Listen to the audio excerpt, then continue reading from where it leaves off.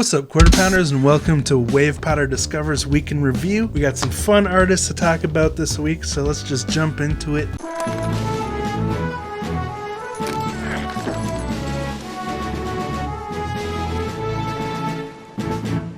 First song I watched this week was Meatloaf, Bat Out of Hell, as requested by Byron.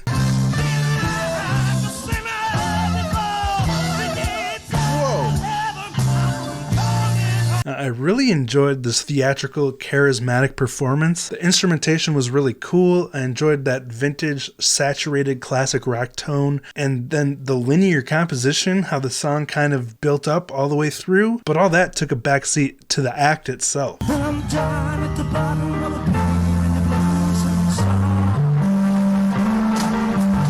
Like Greg mentioned in the comments, Meatloaf described himself as an actor who sang. He was all about inhabiting the character and delivering an intense performance. That bass.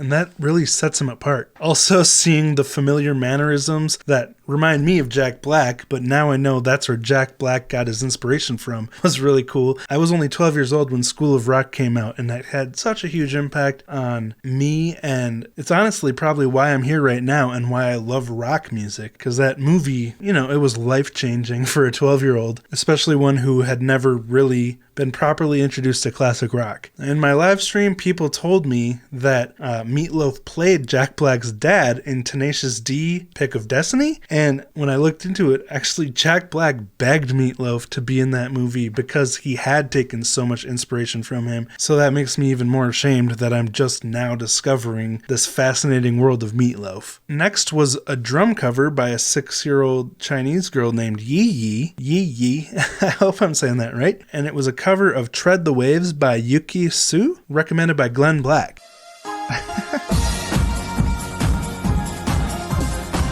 Wow. Now, this was an adorable performance of a song that I'd never heard before. Now, for me personally, it was really nice to watch a kid drummer that was closer to what I was at that age, rather than a nearly perfect prodigy.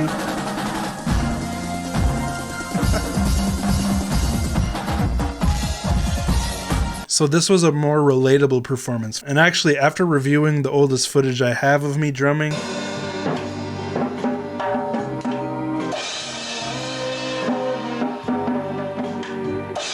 Yi is way better than I was at her age. She has much better technique. I didn't even set up my drums correctly. I had my hi-hat way over here when it should be here, and I couldn't reach the kick drum. It was really cool to see this. And even after making mistakes, she was able to lock back into the pocket, get back with the song.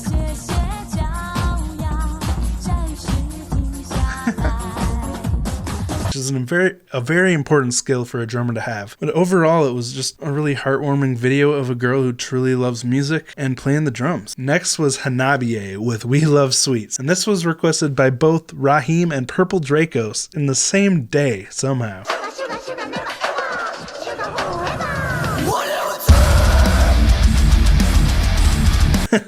First of all, holy buckets, the song starts very delicately, very kawaii, but then it catches you off guard with just pure insanity. The screams are powerful, the riffs are face-melting. Really like that guitar tone. And as Matt Knowles pointed out in the live stream chat, they actually started as a Maximum the Hormone cover band, which explains a lot behind their composition style. The rhythm changes in this song are so interesting. Almost like Maximum the Hormone. What? Matt Knowles, literally as I said that. Didn't they start as a Maximum the Hormone cover band or something like that? That's so crazy. They have those shocking time changes and really intense screaming, which I would guess carried over from their inspiration as a cover band. The song also carries a very relatable message about humanity's current struggle with sugar, which I felt that one very deeply because I was diagnosed with pre-diabetes at 18 years old, so I know this struggle too well. But Rosie also had an attachment to this song because, like Rahim pointed out in the comments, Rosie took to this band like a fish to water. Okay. So now I'm wondering, they should do other songs about like everyday problems. And if they want to like lean into like girl problems, like they could be like how annoying it is to be a mom, or What? like your husband doesn't do the dishes. She tuned into their frequency really fast. She was spot on about what the band would write their songs on every day as she is found these days. And this song may have brought up some raw spots between me and Rosie about me not pulling my weight quite enough when it comes to everyday chores and stuff, but it was a wake-up call. I mean, there's always something to work on, you know? But these relatable messages combined with really fascinating composition makes HANABIE a band that I really want to hear more of. And next was Polkadot Stingray with Telecaster Stripe and or Stripes. When I Googled it, it came up as Telecaster Stripes, but it's all translated, so I'm not sure. Anyway, this was a request from David G.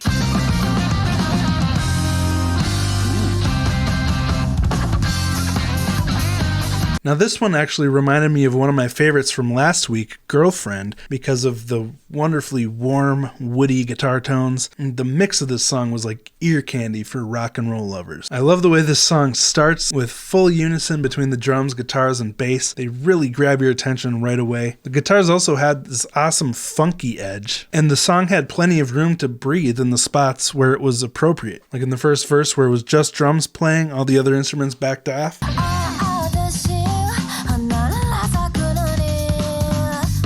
But each musician was also able to shine in the appropriate spots, whether it was the guitar riffing underneath the vocals,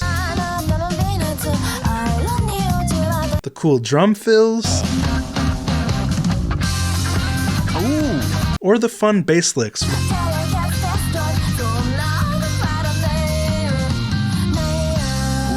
Cool bass. Overall, I loved the composition of this song. It was engaging all the way throughout, and it had great tone top to bottom. Very cool music. Next was Alip with Infected.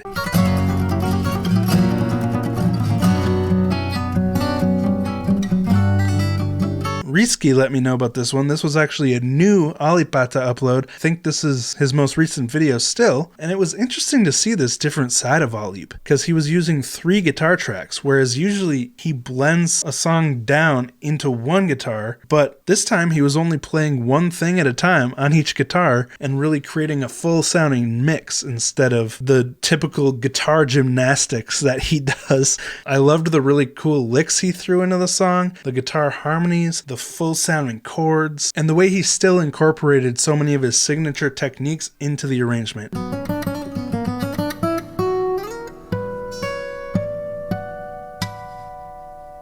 Now, Alip's skills are so far beyond my capabilities, it's even hard for me to just comprehend what he's doing. I don't know how he does what he does. But speaking of which, Seungha Jung is also that way. The next song I watched was a Sweet Child of Mine cover by Seungha Jung, and this was requested by Vero.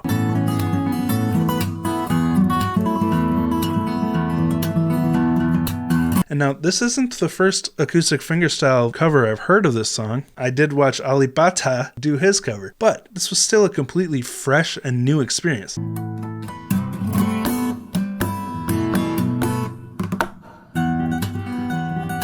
He demonstrated an incredible amount of stamina with the non-stop finger picking throughout this song, engaging all of his fingers at the same time. And he also added some very tasteful harmonics right in the right spots, along with using the body of the guitar to add cool drums with his fingers. I can't even imagine the amount of work and effort and time that has gone into crafting these arrangements, whether it's Seungha Jung or Alip, where you're playing all these parts at the same time and creating an entire musical arrangement on one instrument. It's absolutely absurd to me. I don't know how they do it. Now, finally, we had a BAND-MAID song, Real Existence, requested by Matt H.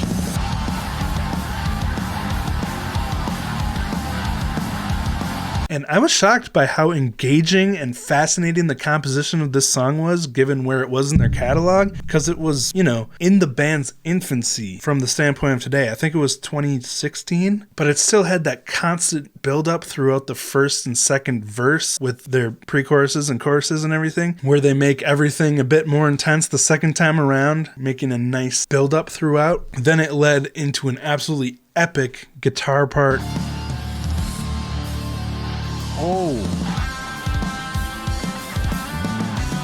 instrumental part, followed by a shredding solo.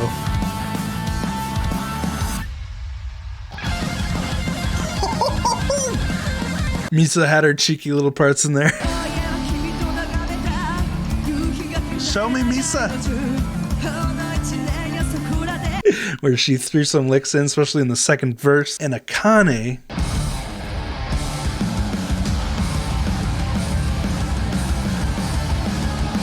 She perfectly complemented all the other instruments by helping to accent everything that they were doing and also changing up her drum patterns constantly, keeping the song fresh. They are such a great team when it comes to composition. And then Saiki and Miku's call and response vocals.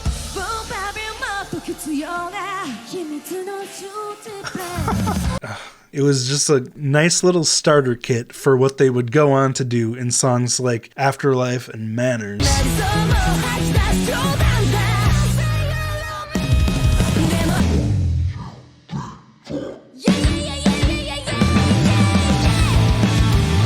Now that I've spent over half a year listening to BAND-MAID, they're kind of like my comfort zone, a comforting little blanket that I just have to snuggle up with once a week.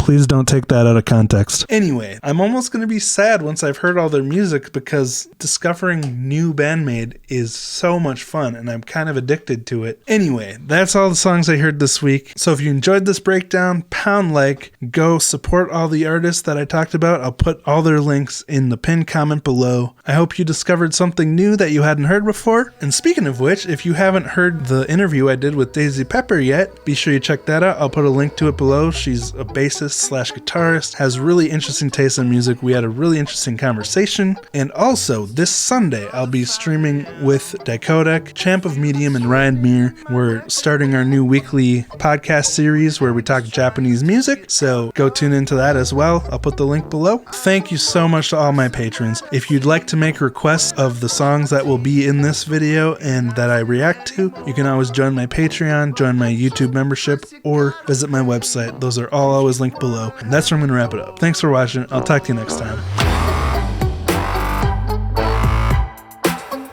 Just